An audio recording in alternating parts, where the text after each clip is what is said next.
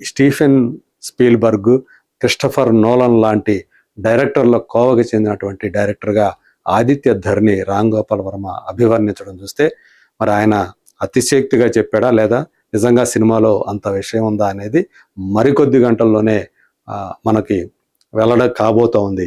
So ఈ cinema సంబంధించి మనం ఇక్కడ చూస్తే సెన్సార్ బోర్డు వాళ్ళు ఏకంగా 21 కట్స్ కానివ్వండి లేదంటే మార్పులు చేర్పులు కానీ వాళ్ళు సూచించినట్లుగా మనకు తెలుస్తూ ఉంది.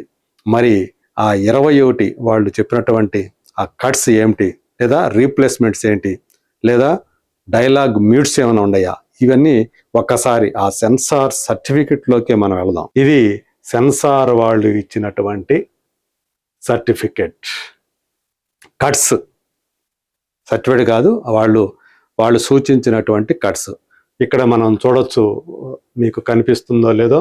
సో ఇది చూస్తే డ్యూరేషన్ 229 నిమిషాలు, అంటే 3 గంటల 49 నిమిషాలు. సో ఇంత డ్యూరేషన్ తోటి ఈ సినిమా రాబోతోంది.